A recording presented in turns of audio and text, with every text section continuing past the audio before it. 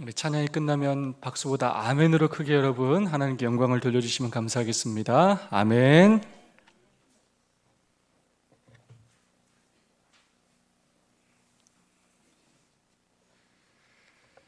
찬이슬이 맺히기 시작한다는 한로가 지나면서 완연한 가을이 된 것 같습니다. 이 좋은 가을날의 안식일에 성전을 찾으신 여러분 모두를 진심으로 환영합니다. 하나님의 놀라운 은혜와 축복이 여러분 모두 함께하기를 간절히 소망합니다. 이 시간 옆사람과 사랑과 소망을 담아서 오늘도 인사하고 시작하겠습니다. 하늘까지 함께 갑시다. 서로 인사해 주시면 감사하겠습니다.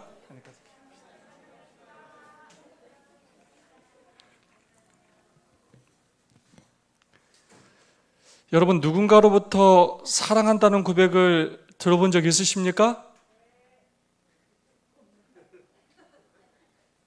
우리 박현 집사님 제일 크게 대답하셨어요? 언제 누구에게 들어보셨습니까?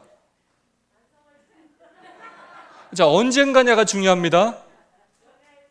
연애할 때요. 아니 30년 정도밖에 안 됐겠어요? 35년 정도 되셨다고 합니다. 오래되긴 했지만 그때의 설렘과 또 행복을 기억하고 계십니까? 네. 전도사님 크게 웃고 있는데, 전도사님 이런 고백 들어본 적 있습니까? 네, 없습니다.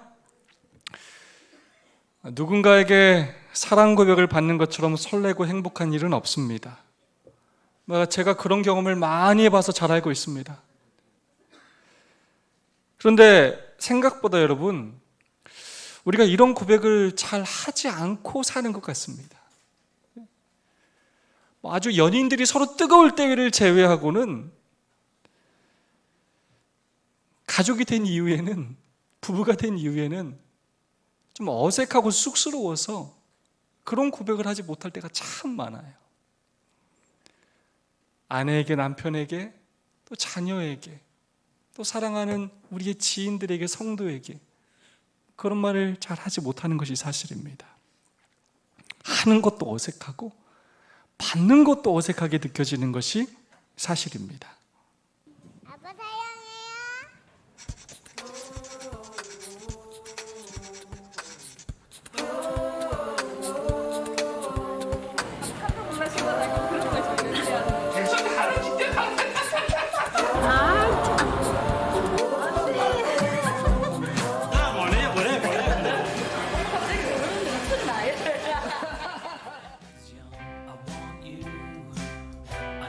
사랑해.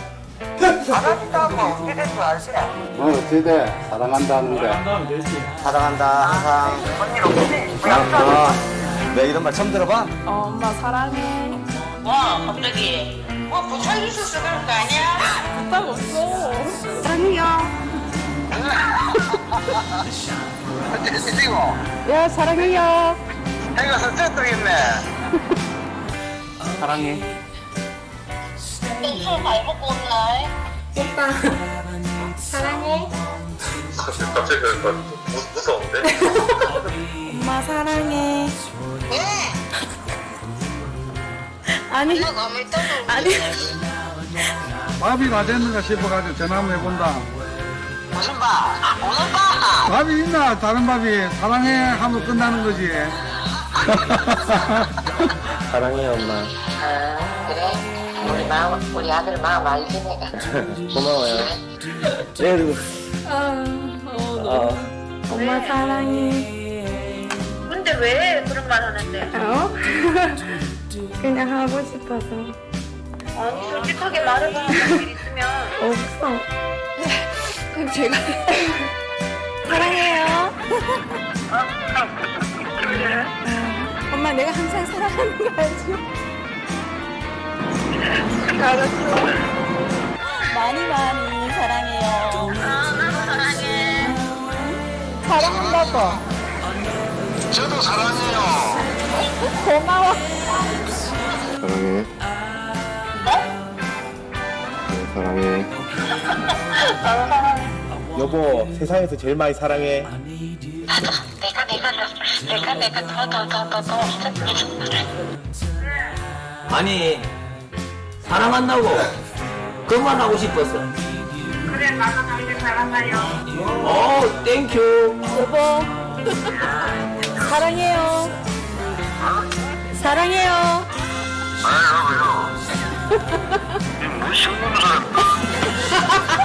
오빠 사랑해. 왜? 사랑해. 아빠 왜 말 안 하는데? 사랑해. 나도. 아니 봐 우리 주사 내 사랑한다잖아. 아.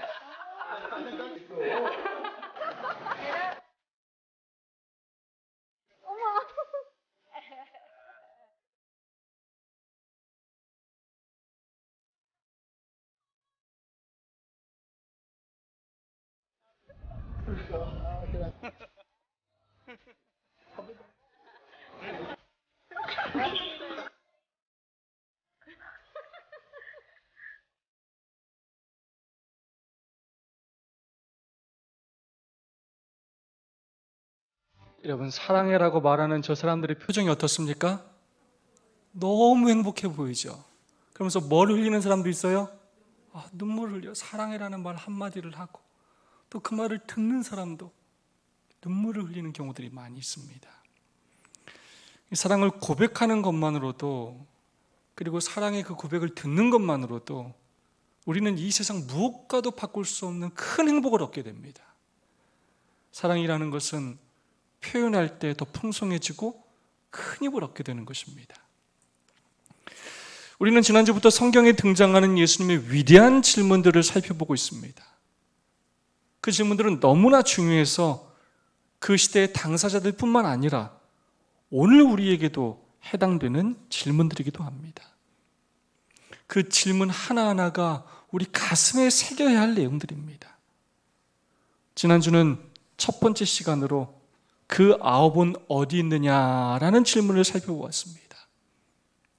도저히 고침을 받을 수 없었던 그 문둥병에서 예수님의 능력으로 고침을 받았으나 그 은혜는 잃어버리고 감사하지 않고 그것을 당연히 여기며 그냥 돌아가 버린 하나님의 사랑과 은혜를 외면하며 사는 그 아홉의 삶에 대하여 살펴보았습니다.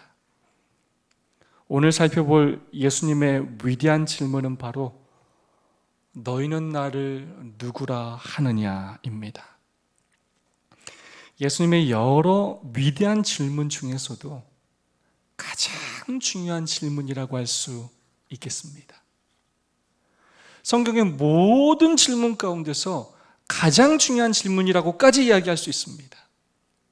왜냐하면 모든 인류가 이 질문에 답해야 하고 그 답으로 모든 사람의 인생과 영생이 결정되기 때문입니다.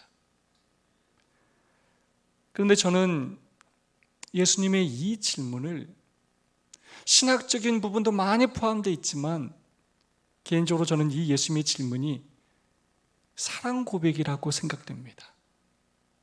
우리를 너무나 사랑하셔서 하나님이신 그분이 육신을 입고 이 땅에 오셨는데 하나님의 아들이신 우리의 주님께서 우리에게 던지시는 사랑 고백처럼 들립니다.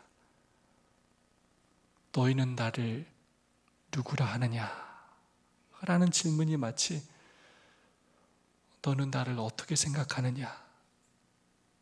나는 너를 너무나 사랑하고 너하고 영원히 살고 싶어서 너를 구원하기 위하여 내가 이 땅에 내려온 하나님인데 나는 네가 너무나 소중하고 내 목숨만큼 귀한 존재인데 너한테 나는 어떤 존재냐? 너는 나 어떻게 생각하느냐? 처럼 들립니다. 그렇다면 왜 예수님께서 이런 질문을 하셨는지, 이 질문이 어떤 의미가 있는지 자세히 살펴보도록 하겠습니다. 우선 오늘 본문의 배경을 살펴보겠습니다. 13절, 예수께서 가이사랴 빌립보에 이르러. 이 가이사랴 빌립보가 어디냐? 여러분, 가이사랴는 저 해변가에 있습니다. 가이사랴 빌립보는 저 위쪽에 있어요. 헤르몬산 근처에 있습니다. 이 가이사랴 빌립보는 예루살렘으로부터 약 200km 정도 떨어진 헤르몬산 근처의 성읍으로 이방인들의 땅이었습니다. 원래 그곳의 이름은 파네아스입니다. 오래전부터 그곳에 살던 토착민들은 여기서 바알신 신당을 지었고요. 헬라계 사람들은 살림과 야수의 신인 판신 신당을 지었습니다. 분봉왕이었던 헤롯은 가이사 아구스토에게 아부하기 위해서 이곳에다가 황제 신전을 지었습니다. 그 헤롯의 형제인 빌립이 파네아스를 재건하고 단장한 후에 자기 자신의 이름과 로마 황제 가이사 디베리오의 이름을 따서 가이사랴 빌립보라 이름을 지었습니다. 결론적으로 이야기하자면 이 가이사랴 빌립보는 우상 숭배가 만연한 곳이었습니다. 그럼 왜 예수님은 벳세다를 떠나서 40km나 여행하시면서 제자들을 데리고 굳이 이방 땅에, 그것도 우상 숭배가 만연한 곳에 오셨을까요? 시대의 소망은 이 부분에 대하여 두 가지로 얘기합니다. 첫 번째, 이방인들에 대한 사명감을 갖게 하기 위해서였습니다. 너희들이 제자로 부름을 받은 것은 유대인들만을 위한 것이 아니라 이렇게 우상 숭배로 나를 모르고 사는 많은 사람들을 위한 것이다 라고 가르치며 사명감을 주시기 위함이었습니다. 또한 두 번째로, 예수님은 십자가를 앞두고 바쁘고 복잡했던 갈릴리 지역을 떠나서 이곳에 오셔서 제자들과 더 많은 시간을 보내시며 제자들에게 십자가를 준비시키기를 원하셨습니다. 장차 그들이 십자가를 경험하면서 많은 시련을 당할 텐데 그 시련에 이길 힘을 얻을 수 있도록 예수님에 대한 저희의 믿음을 고백할 기회를 주시기 위하여 이곳으로 그들을 데려오셨습니다. 그래서 예수님은 이곳에서 다음과 같은 두 가지 질문을 의도적으로 하셨습니다. 첫 번째 질문입니다. 예수님께서 제자들에게 물으셨습니다. 사람들이 인자를 누구라 하느냐? 그러자 제자들이 대답했습니다. 더러는 침례 요한, 더러는 엘리야, 어떤 이는 에레미야나 선지자 중에 하나라 하나이다. 여러분, 침례 요한이 누굽니까? 이 신구약 중간 시대의 그 어둠을 뚫고 빛을 비춘 예수님의 초림을 준비한 아주 위대한 선지자였습니다. 죄를 책망함에 권위가 있고 능력이 있는 정말로 위대한 선지자였습니다. 여러분, 엘리야 또한 마찬가지입니다. 850명의 거짓 선지자와의 그 싸움에서 이겼던, 한마디의 말로도 이스라엘에 3년 반 동안이나 비가 오지 않게 했던 능력의 선지자였습니다. 영성 있는 선지자였습니다. 제가 이런 인물들과 비교만 될 수 있다고 해도 이거 영광이 아니에요? 영광이라고 할 수 있겠어요. 그러면 에레미야는 어떤 선지자였습니까? 자비와 눈물의 선지자였습니다. 아마도 자주 눈물을 흘리시던 그 예수님을 보고 에레미야처럼 느꼈을 수도 있을 것입니다. 그 당시에 많은 사람들이 예수님을 위대한 선지자 중 한 사람으로 이야기하였습니다. 그러나 예수님을 메시아로, 하나님의 아들로 믿지는 않았습니다. 예수님 우리와 똑같은 한 인간으로만 보았습니다. 예수님에 대한 소식을 듣고 예수님을 따라다니며 기적을 경험하고 예수님께서 주시는 축복들은 받았지만, 예수님을 좋아는 했지만 예수님을 이론적으로 알았고 개인적으로 알지는 않았습니다. 결론적으로 예수님을 사랑하지는 않았습니다. 자기 필요 때문에 예수님을 따라다녔습니다. 그러면서 보는 대로, 듣는 소문대로 예수님을 전하였습니다. 개인적으로 예수님을 하나님의 아들로 믿지는 않았습니다. 오늘날 우상 숭배가 판을 치는 이 시대에 사람들이 예수님을 누구라고 하느냐? 오늘날에 많은 사람들이 기독교를 얼마나 혐오하고 함부로 이야기하는지 모릅니다. 그리고 많은 사람들이 예수님을 그냥 위대한 사람, 선지자 정도로 생각하는 경우가 많이 있습니다. 이슬람의 경전인 코란도 예수님을 예언자 중 한 명으로 봅니다. 힌두교인이었던 마하트마 간디는 예수님을 위대한 교사라고 말했습니다. 그는 특별히 산상수훈이야말로 모든 인류가 받들고 따라야 할 고상한 도덕률이라고 주장하였습니다. 그가 펼쳤던 비폭력 무저항 운동도 예수님에게서 배운 것이라고 그가 고백하였습니다. 근데 간디가 이렇게 얘기했어요. 만약 그리스도인들만 아니었다면 나는 그리스도인이 되었을 것이다. 나는 예수님은 좋은데 누구는 싫다고요? 그리스도인. 예수님처럼 살지 않는 그리스도인이 싫어서 나는 그리스도인은 되지 않는다라고 그랬어요. 그러면서 예수님에 대해서만은 한없는 애정과 존경을 보였어요. 그러나 그는 예수님을 메시아로, 하나님의 아들로 받아들이지는 않았습니다. 불교의 달라이 라마도 예수님을 보살의 하나로 보았습니다. 베트남의 승려 틱나타는 예수님과 부처 이 두 분은 인류 역사에서 가장 아름다운 두 송이 꽃이라고 비유했습니다. 그는 매일 예배를 드리는 제단 위에 부처와 예수님의 십자가를 함께 모시고 있다고 합니다. 재밌죠? 하버드 대학교의 하비콕스 교수는 예수님을 윤리적인 가르침을 주는 랍비로 규정하였습니다. 예수 하버드에 오다라는 책으로 하버드 학생들에게 예수님의 그 높은 윤리적인 기준과 가르침을 가르쳤습니다. 많은 현대인들이 예수님을 4대 성인으로 그렇게 여깁니다.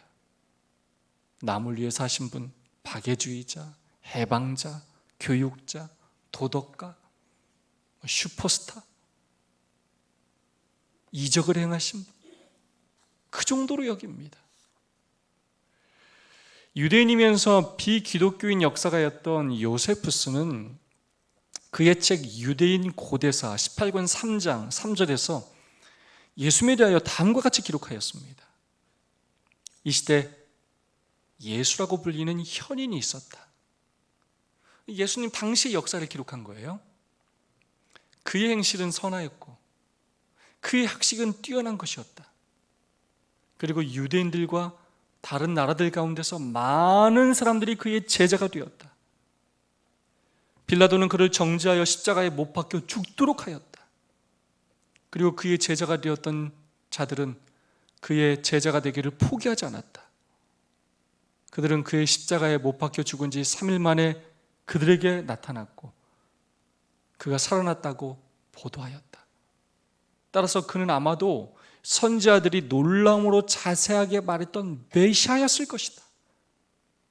그리고 소위 그의 이름을 따서 그리스도인으로 불렸던 그리스도인들 족속은 오늘날까지 여전히 사라지지 않고 있다. 여러분, 요세푸스라는 그 역사가도 예수님을 뭐였을 것이라고 인정해요? 메시아였을 것이다. 그러나 예수님을 믿지는 않았어요.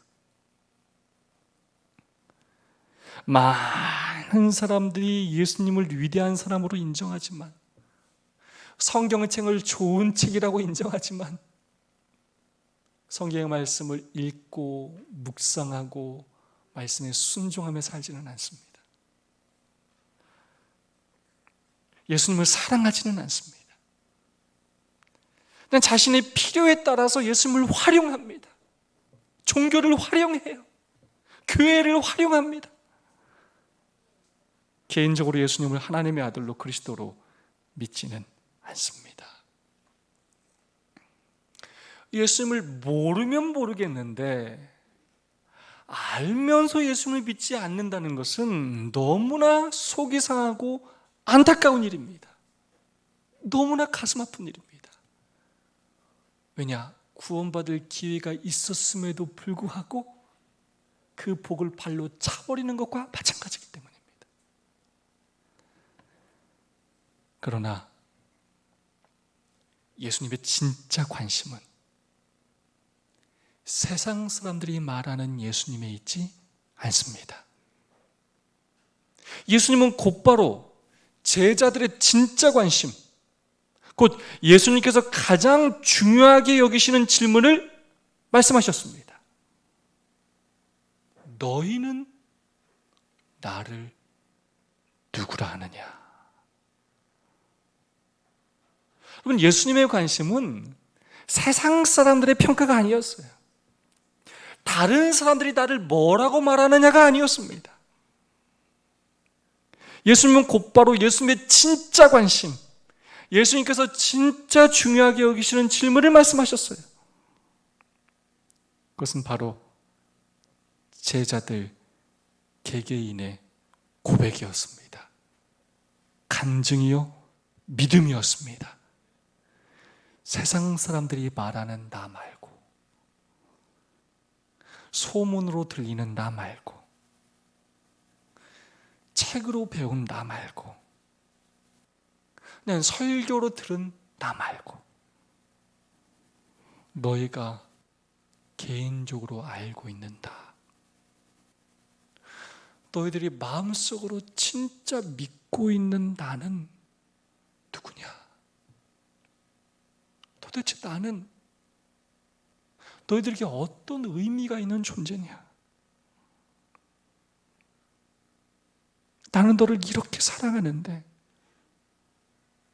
너희와 함께 이 십자가의 길을 가고 이 사명을 감당하고 영원한 생명을 얻기를 원하는데 너희는 나를 어떻게 생각하느냐? 나는 너에게 어떤 의미가 있느냐? 물으셨습니다. 이 시점이 언제냐? 제자들이 예수님과 1년 이상, 어떤 제자들은 2년 이상 예수님과 끊임없는 교제를 하였던 시기였습니다. 그러면서 그들은 예수님이 누군지를 직접 경험할 수 있었습니다. 정말로 전에 들어본 적도 없고 본 적도 없는 놀라운 이적들을 예수님과 함께 다니면서 경험했습니다. 예수님의 그 사랑, 죄인들을 용서하시고 병자들을 고치시는, 원수까지 사랑하시는 그 놀라운 사랑을, 말씀의 그 어마어마한 능력을, 그분의 이타적이고 죄 없는 삶을 통해 예수님이 누구인지 알 수 있는 수없이 많은 기회가 그들에게 있었습니다. 예수님이 그리스도이시며 하나님의 아들이심을 직접 경험하고 믿을 기회가 있었습니다. 이제 예수님은 그들에게 자신의 믿음과 사랑을 고백할 기회를 주셨습니다. 이제 십자가를 눈앞에 두시고 제자들에게 그 고백을 듣고 제자들이 믿음을 가질 뿐만 아니라 예수님 또한 용기와 힘을 얻기를 원하셨습니다.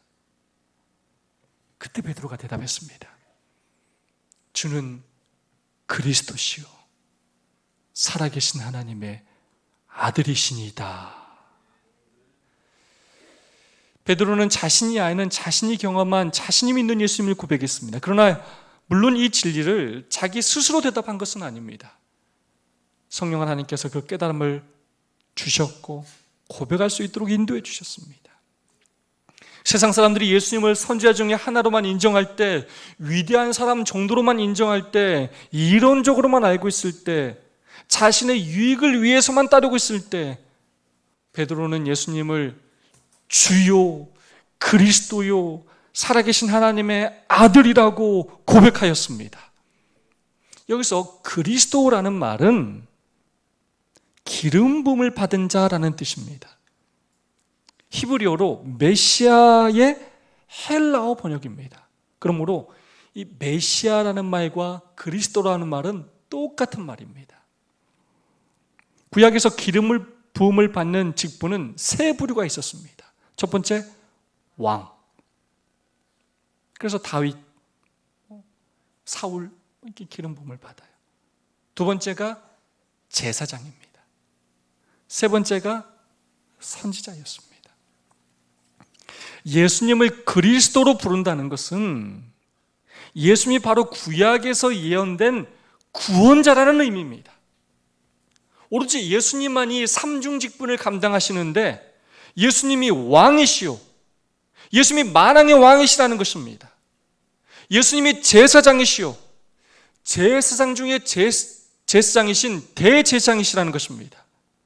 그리고 예수님이 선지자시라는 것입니다.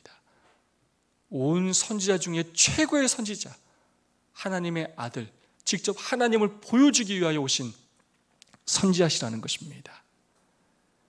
왕이시오, 제사장이시오, 선지자이심을, 구원자이심을 인정하는 것입니다. 또한 베드로는 예수님을 살아계신 하나님의 아들로 고백하였습니다. 그냥 사람이 아니라는 거예요. 그냥 이적을 베푸는 능력 있는 사람이 아니라는 것입니다.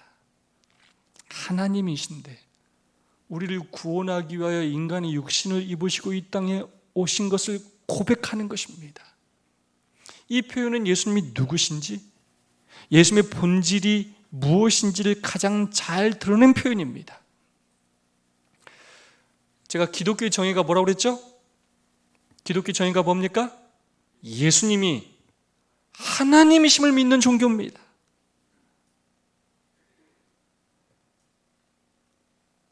베드로의 이 고백이 바로 예수님이 누구이심을 보여주며 기독교의 기초가 되는 교리인 것입니다.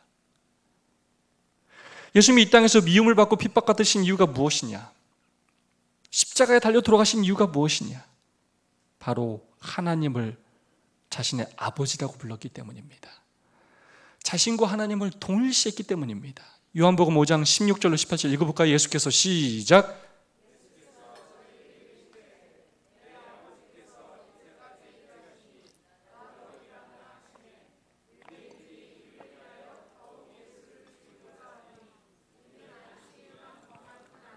하나님을 자기의 친아버지라 하여 자기를 하나님과 동등으로 삼으심이로라. 유대인들이 대답하되 선한 일을 인하여 우리가 너를 돌로 치려 하는 것이 아니라 참남함을 인함이니 내가 사람이 되어 자칭 하나님이라 함이로다. 그렇게 성경을 연구하고 성경을 가르치고 보관했던 그들이 성경에 예언된 메시아임에도 불구하고 예수님을 하나님의 아들로 인정했다고요? 안 했다고요? 하지 않았어요. 사람 취급했습니다. 내가 하나님이다 라고 말하는 사람은 분명히 둘 중 하나예요. 사기꾼이거나 진짜이거나. 만약 예수님이 하나님의 아들이 아니라면 예수님은 역사상 가장 큰 사기꾼인 것입니다.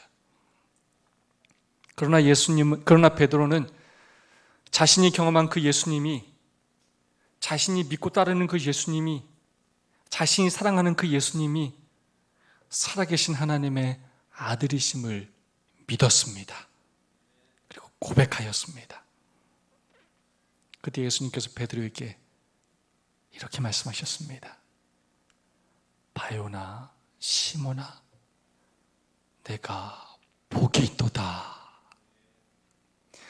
예수님이 그 고백을 들었을 때 예수님 마음에 큰 힘이 되었고 위로가 되었고, 그 말을 한 베드로에게 축복하지 않으실 수가 없었어요. 너는 베드로라. 내가 이 반석 위에 내 교회를 세우리니. 그러면서 베드로의 이름을 바꿔주셨어요.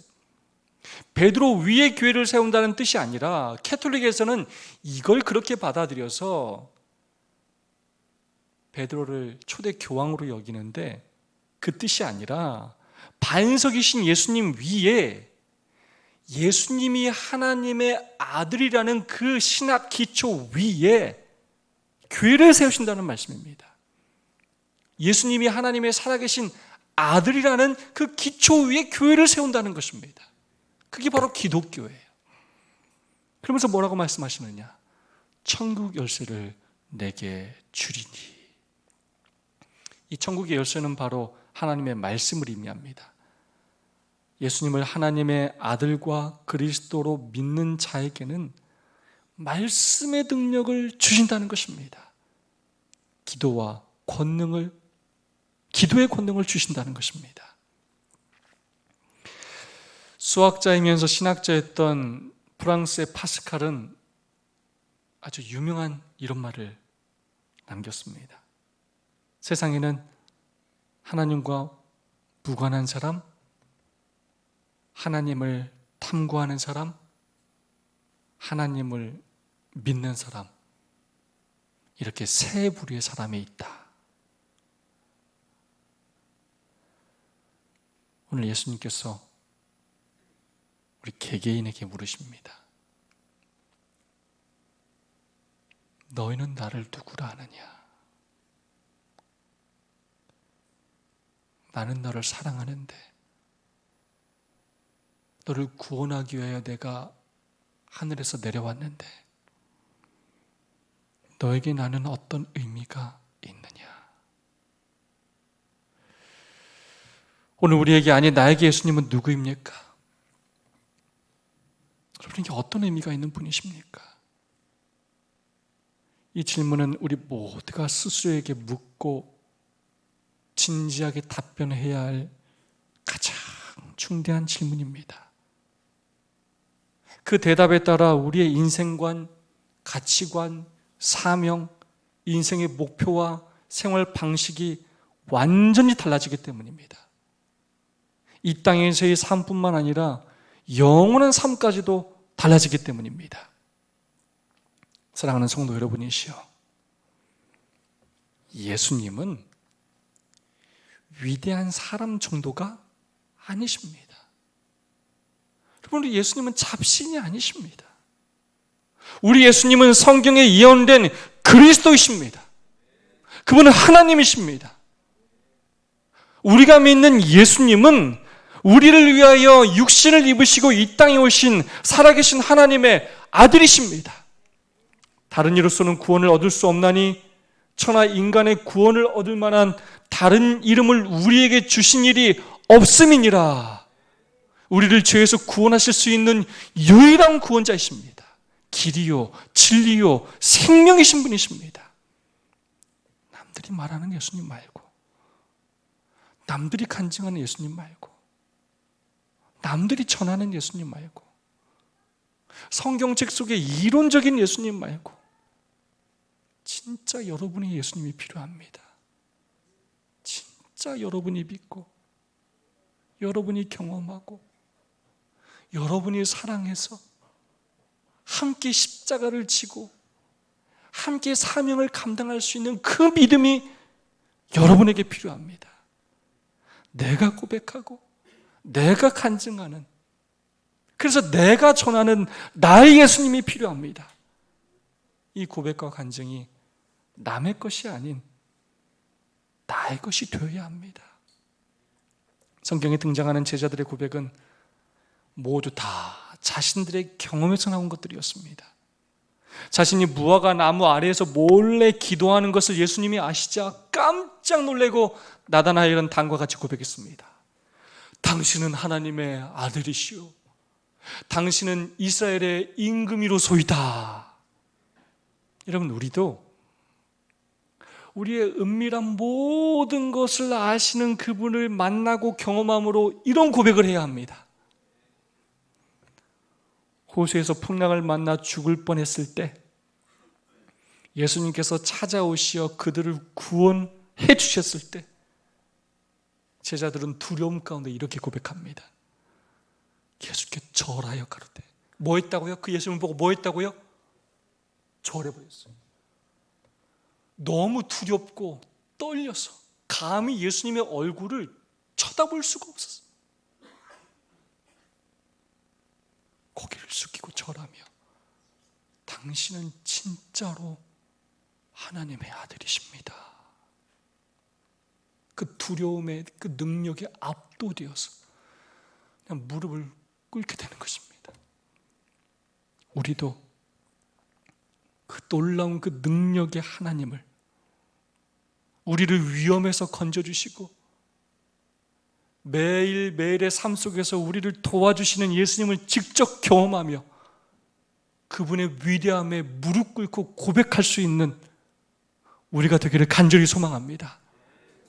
죽었던 나사로를 예수님께서 부활시켜 주셨을 때 정말 마리아와 마르다는 놀라 기절하는 줄 알았어요. 너무 기뻐서 기쁨 가운데 다음과 같이 고백했습니다. 주는 그리스도시요 세상에 오시는 하나님의 아들이신 줄 내가 믿습니다. 하나님 감사합니다, 아이고 행복해요, 이런 고백을 한 게 아니에요. 지금 그냥 그 하나님의 능력 앞에 뭘 고백할 수밖에 없었다고요? 당신은 진짜 그리스도시고 하나님의 아들이십니다. 우리도 어려움과 시험을 당할 때, 아무 희망이 없을 때 예수님의 그 구원을 경험하고 이렇게 고백할 수 있어야 합니다. 예수님께서 십자가에 돌아가시자 십자가 곁에서 그 모든 것을 지켜본 로마 백부장은 이렇게 고백했습니다. 그는 실로 하나님의 아들이었다. 그냥 주변에서 지켜본 모습으로만 봐도 진짜 그는 하나님의 아들이었다라고 고백했어요. 자신을 찾아와 모든 과거를 말해주고 자신의 필요를 채워줬을 때 사마리아 여인은 이는 그리스도가 아니냐라고 고백했습니다. 그들의 고백은 모두 개인적이요 경험적인 것이었습니다. 진심으로 예수님을 그리스도로, 주님으로, 하나님의 아들로 고백하였습니다. 자신이 만난 예수님에 대한 고백이었고 그 사랑에 대한 반응이었습니다. 오늘 예수님께서 우리 개개인에게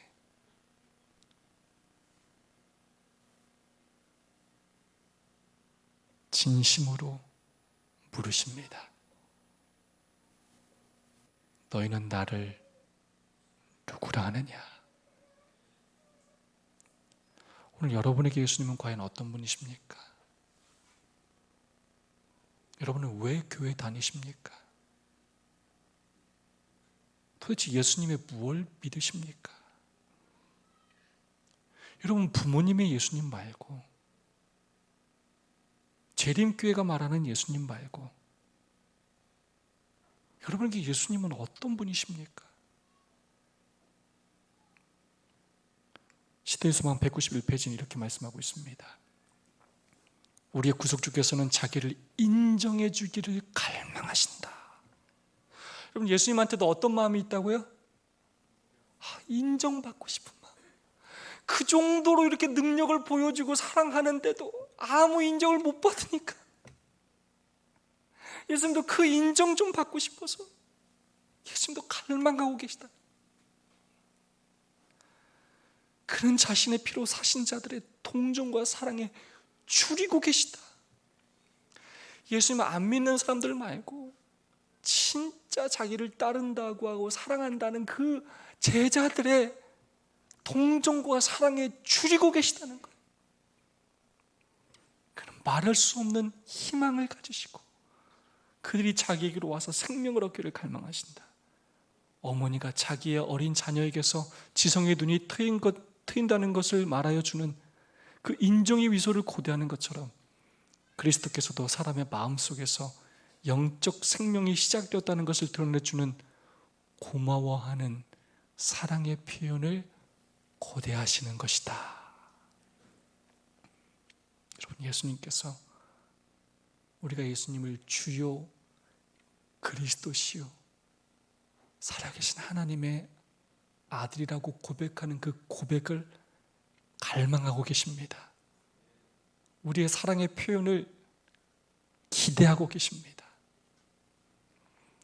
초기교인들은 로마의 박해를 받을 때 비밀스러운 암호를 사용했습니다. 그게 무엇이냐? 바로 물고기였습니다. 가끔 여러분 그 차 뒤에 보면 이런 걸 붙여놓은 거 본 적 있으시죠? 바로 물고기를 뜻하는 헬라어 익스투스입니다. 그러면서 물고기가 그리스도교의 중요한 상징으로 자리 잡게 되었습니다. 어떤 의미가 있느냐? 그들이 그리스도인인 것이 밝혀지면 죽을 수밖에 없는 그런 핍박을 받는 상황이었지만 그들은 자신들이 그리스도인인 것을 어떻게든 고백하고 간증하기를 원했어요.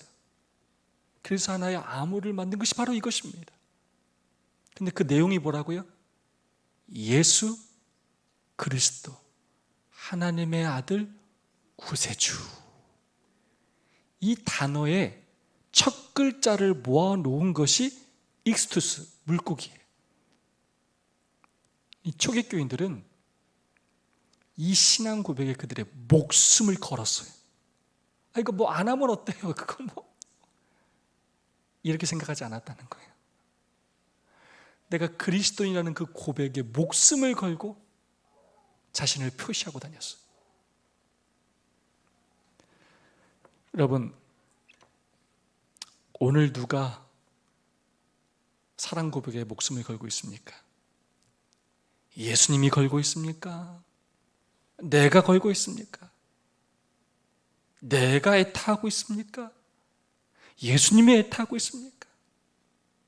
예수님이 기다리고 계십니까? 내가 기다리고 있습니까? 예수님께서 오늘 우리의 사랑 고백을 기다리고 계십니다. 당신을 그리스도요 살아계신 하나님의 아들로 믿고 고백하기를 갈망하고 계십니다. 예수님의 그 사랑을 받아들이고 새로운 삶을 살기를 원하십니다. 오늘 가장 그 위대한 고백을 우리 모두가 함께 하기를 간절히 원합니다. 오늘 여러분 진심을 담아서 다음과 같이 한번 하나님 앞에 고백해 보겠습니다. 주는 그리스도시요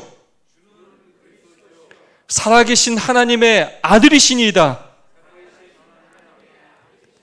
아멘. 진심으로 믿으시기 바랍니다.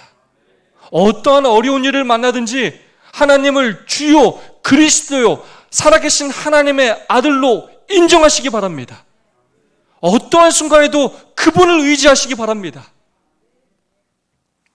우리가 매번 기도할 때마다 하나님께 이것 주세요, 저것 주세요 할 때가 참 많아요. 여러분, 이 기도 필요합니까? 필요합니다. 우리 하나님 그것도 기뻐하셔요. 그러나 한번 또 깊이 생각해 볼 필요가 있어요. 예수님은 우리한테 사랑한다. 너에게 난 어떤 의미냐? 끊임없이 물으시는데 우리는 때로 그런 질문과 아무 상관없이 매일 예수님의 음성에는 관심을 갖지 않고 이거 주시고 저거 주시고 끝. 이렇게. 내가 할 말만 하고 끝. 안 주면 또 삐져가지고 또 기도 안 하고 끊임없이 요구할 때가 참으로 많아요.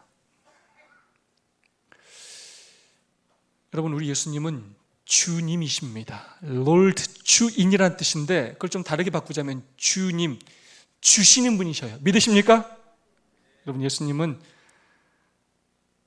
우리가 달라고 하지 않아도 우리가 필요한 것이 무엇인지를 알고 우리의 필요를 채워주시는 분이십니다. 그 사실을 믿고 먹고 소유하는 것에만 집착하지 않기를 간절히 소망합니다. 필요를 위해 상황에 따라 예수님을 믿지 말고 예수님을 사랑함으로 예수님의 그 사랑과 위대함을 직접 경험함으로 예수님의 그 위엄 앞에 예수님의 그 거룩함과 능력 앞에 무릎 꿇고 엎드려 예수님을 주님으로 그리스도로 살아계신 하나님의 아들로 날마다 고백하고 간증하며 사는, 그래요 예수님께서 약속하신 그 놀라운 축복을 누리며 사는 저와 여러분이 되기를 간절히 바라면서 오늘 말씀을 마치겠습니다.